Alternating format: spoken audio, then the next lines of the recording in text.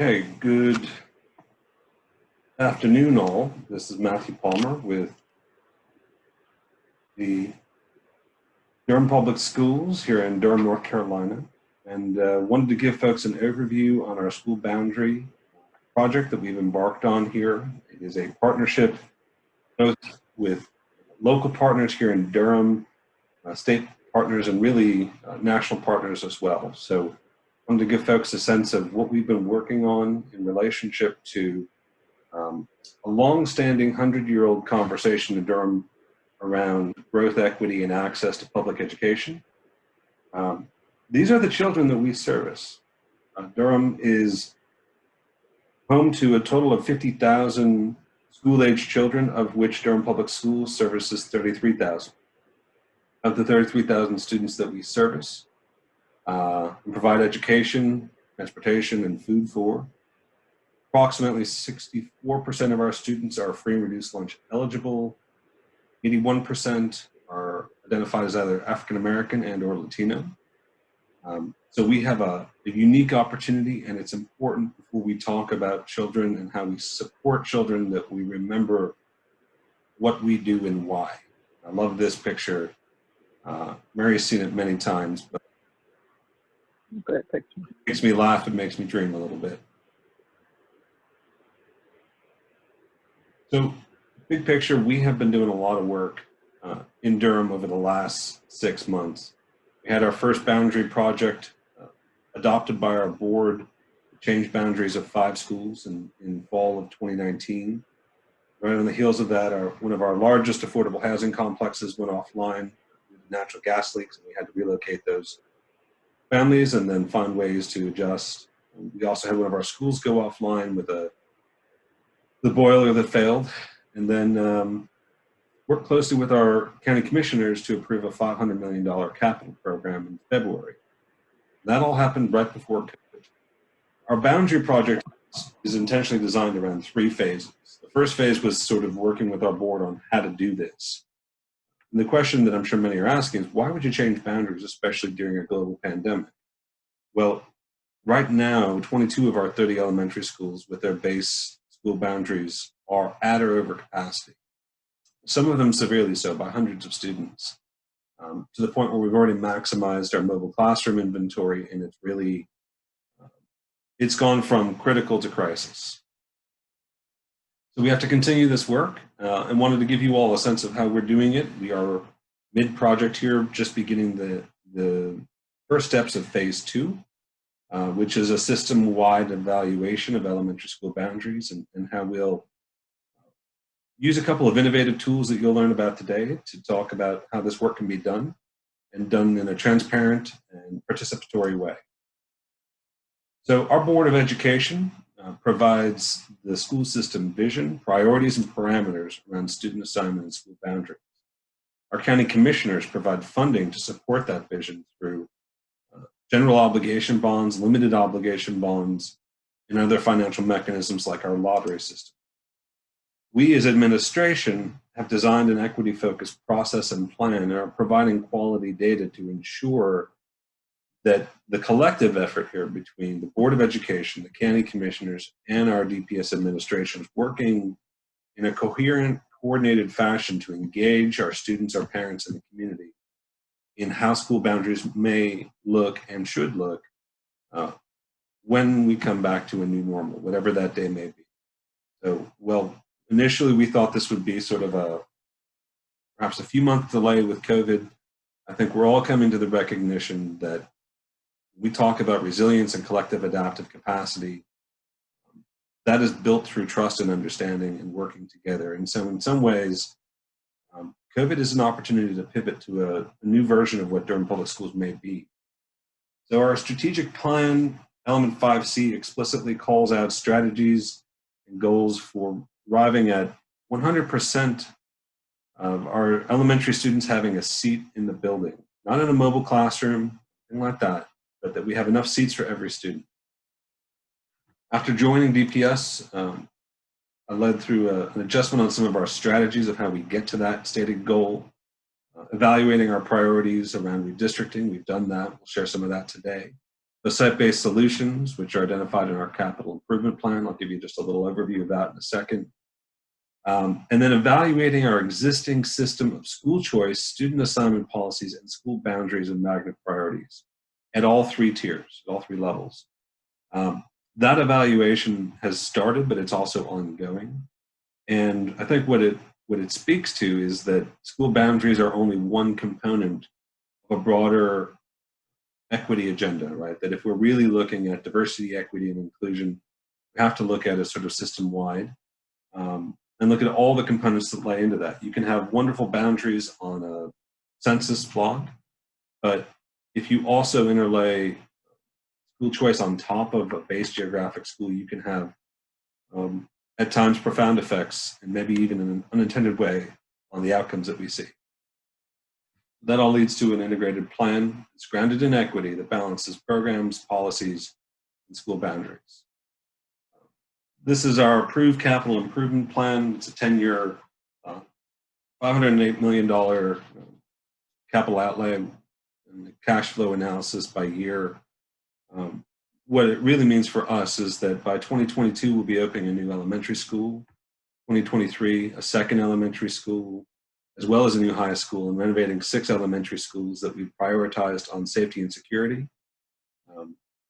That has been continually an emphasis for us to have campus enclosure for our students rather than in multiple buildings, a singular one for safety purposes, but also an opportunity to enhance capacity.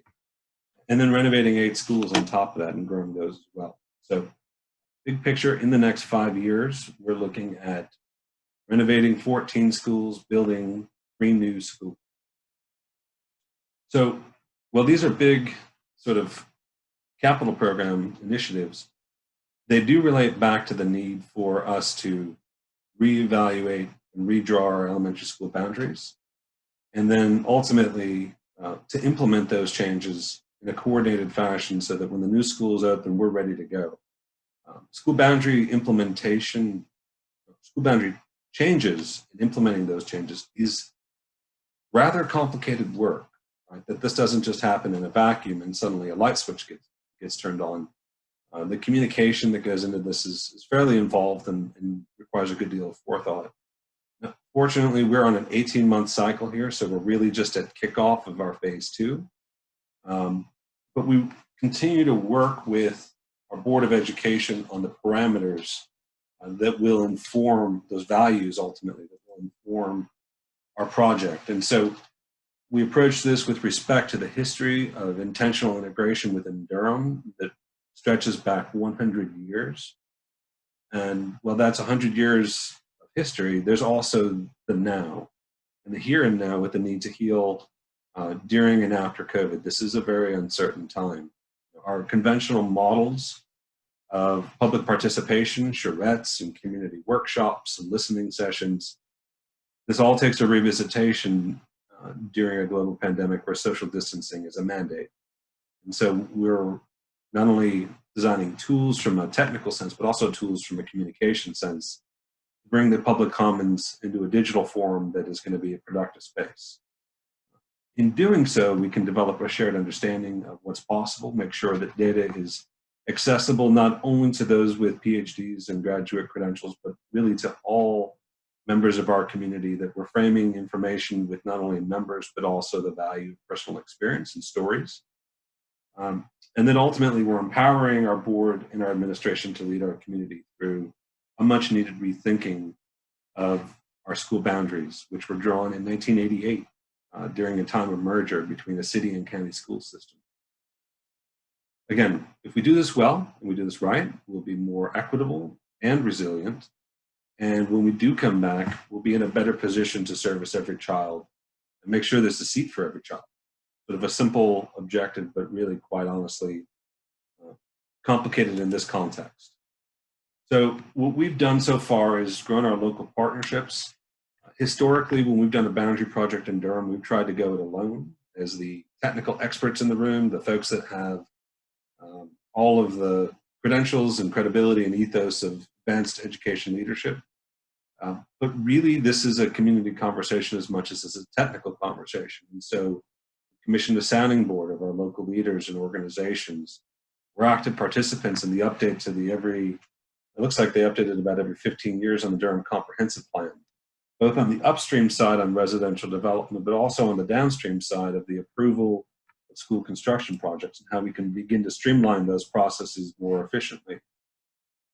We've gone through all of the existing best practice guides, white paper, gray literature on school boundary adjustments and planning.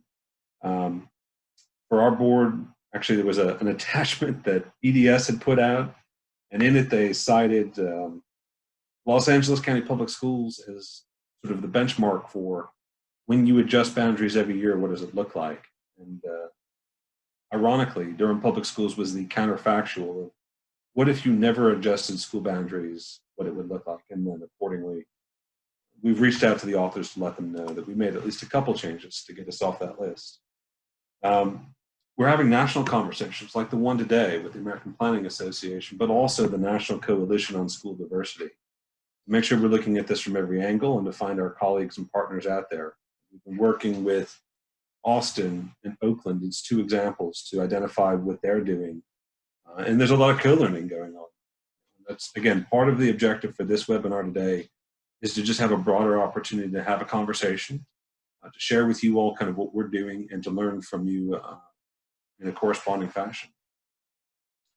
So the way we framed our school boundary project is to get away from concepts of redistricting and boundaries as this sort of geospatial technical thing, and much more towards we're growing, we can become more equitable at a school level, and we need to enhance physical and eligible access for our schools. We do that through a four-step process. Right now we're in that research phase. As we conclude this summer, we'll be migrating into deep community engagement, begin to look at possible scenarios that can emerge out of the process, and then get towards plan adoption through a formal vote with our board, and then implement that change.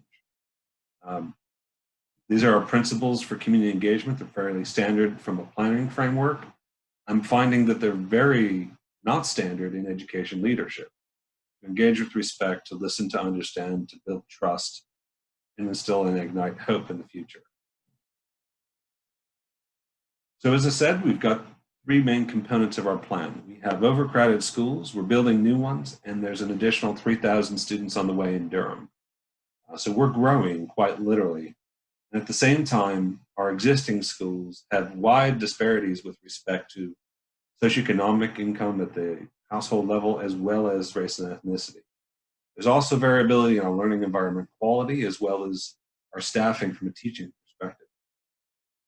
We can, as well as looking at those factors, look at the physical connection to school, where we can maybe fill in those gaps in the sidewalk or crosswalk, as the case may be at times, and really think about, from a physical home geography perspective, what schools do I have eligibility and access to, and is that equitably distributed across the district?